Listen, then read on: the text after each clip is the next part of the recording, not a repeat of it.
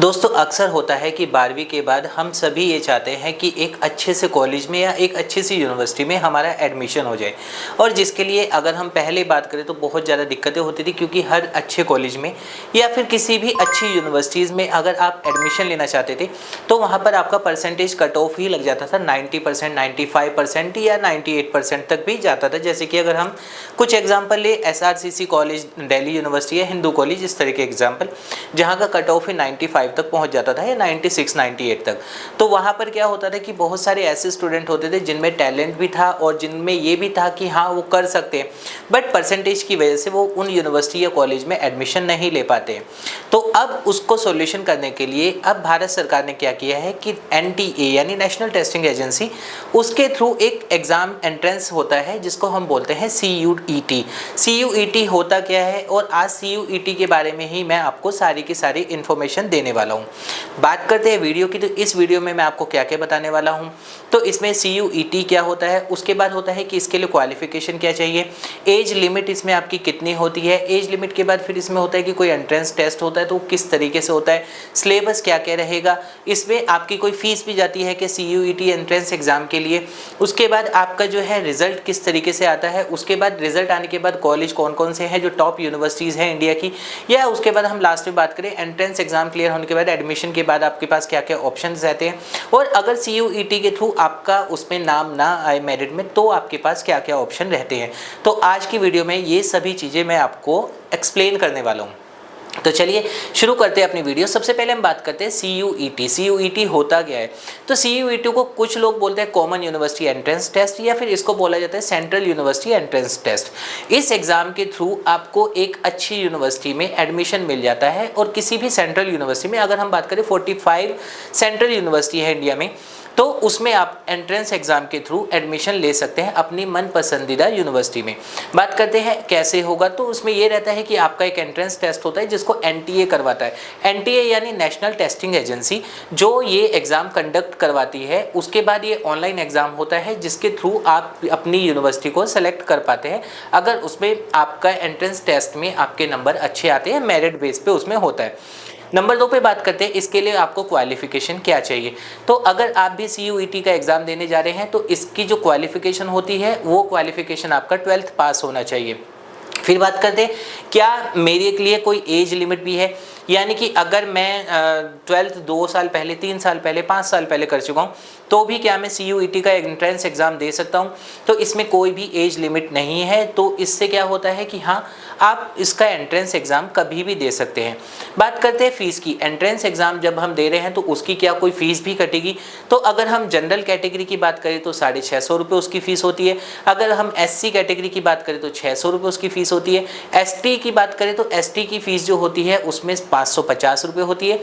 और अगर कोई फ़ॉरेन का स्टूडेंट है यानी NRI या फॉरनर है, अगर वो देना चाहते हैं तो उसकी फ़ीस 3000 रुपये इसमें दी जाती है।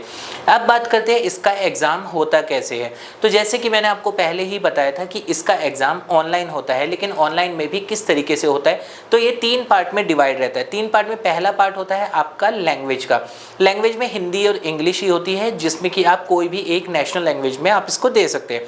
नंबर 2 पे होता है नेटिव लैंग्वेज। नेटिव लैंग्वेज यानी कि अगर हम बात करते हैं कि मराठी है, हिंदी है, उड़िया है, और भी बहुत सारी जो होती है नेटिव लैंग्वेज, उसमें अगर आप एंट्रेंस एग्जाम इसका देना चाहते हो तो सेकंड पार्ट होता है ये।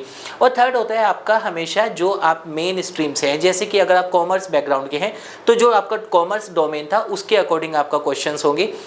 अगर आप साइंस से हैं तो साइंस के अकॉर्डिंग होंगे, अगर आप आर्ट्स के हैं तो आर्ट्स के अकॉर्डिंग जो जो आपके होते हैं क्वेश्चन उसके अकॉर्डिंग आपका ये होता है। फिर उसके बाद बात करते हैं ये कि इसमें सिलेबस क्या होता है। तो सिलेबस की अगर हम बात करें तो सबसे पहले तो होता है आपका लैंग्वेज। लैंग्वेज यानी कि आपका जो भी आपने लैंग्वेज सेलेक्ट की है, जैसे कि मैंने पहले ही बताया, हिंदी, इंग्लिश, मराठी, उड़ीसा, जो भी आपका है, जहाँ से भी आप बिलोंग करते हैं, अगर वहाँ की।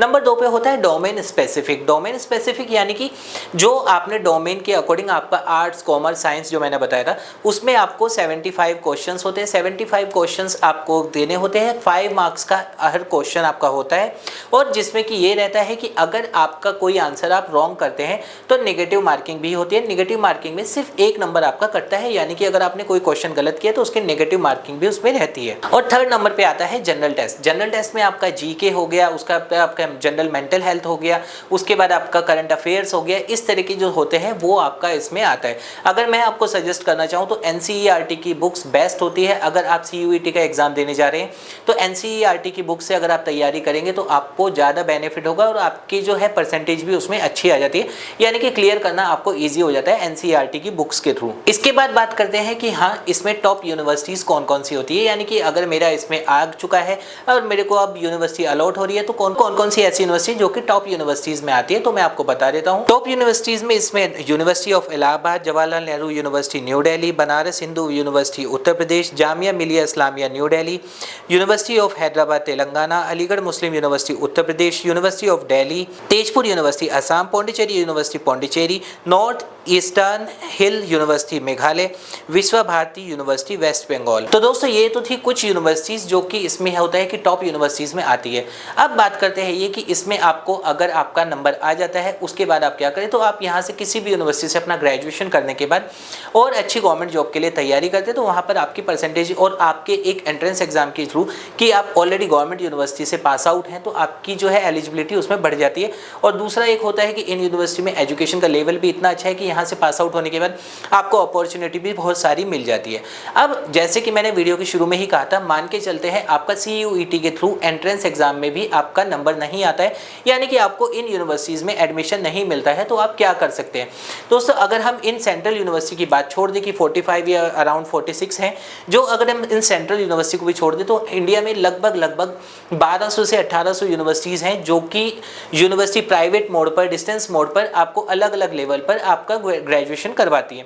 तो अगर आपको भी ऐसी ही प्रॉब्लम आ रही है कि हाँ, अगर आपका इसमें नंबर नहीं है तो आपकी एजुकेशन पूरी नहीं हो पाएगी, ऐसा बिल्कुल भी नहीं है। सिर्फ ये है कि हाँ, एक यूनिवर्सिटी का ऑप्शन आपका खत्म हो चुका है, लेकिन आपके पास फिर भी बहुत सारी यूनिवर्सिटी के ऑप्शन होते हैं, क्योंकि अभी हम बात करें इसमें गवर्नमेंट यूनिवर्सिटी आती है तो धीरे धीरे करके प्राइवेट यूनिवर्सिटी भी आएंगी। बट अगर हम प्राइवेट यूनिवर्सिटी में डायरेक्ट भी एडमिशन लेना चाहें, हम प्राइवेट यूनिवर्सिटी में डायरेक्ट भी एडमिशन ले पाते हैं। और साथ साथ अगर कुछ स्टूडेंट ऐसे भी होते हैं जो ये चाहते हैं कि मुझे यूनिवर्सिटी में एंट्रेंस एग्जाम के थ्रू या फिर एडमिशन रेगुलर बेस पे चाहिए ही नहीं, यानी कि मैं क्या चाहता हूँ, मैं ये चाहता हूँ कि मेरे को अपना यूपीएससी की तैयारी करनी है, मेरे को एसएससी की तैयारी करनी है और मुझे सिर्फ और सिर्फ कंपटीशन के लिए कोचिंग चाहिए। मुझे क्या चाहिए कि मैं एक तरफ अपना एजुकेशन भी कंप्लीट करता हूँ, साथ साथ मैं जो मेरा टारगेट है वो मैं कंप्लीट करता हूँ। तो आपके लिए डिस्टेंस एजुकेशन से अच्छा अपॉर्चुनिटी होती ही नहीं है, यानी कि डिस्टेंस एजुकेशन से आप अपना BA, BCom, BBA, BSc, BCA, इस तरह के कोई भी कोर्स कर सकते हैं और उसके साथ साथ आप अपनी कंपटीशन की भी तैयारी कर सकते हैं। तो दोस्तों ये था पूरा का पूरा सीयूईटी के ऊपर आपका एक वीडियो। उम्मीद करूंगा आपको वीडियो पसंद आएगी। अभी भी अगर आपकी कोई क्वेरी है आप कमेंट कर सकते हैं, मैं उसका रिप्लाई आपको कर दूंगा।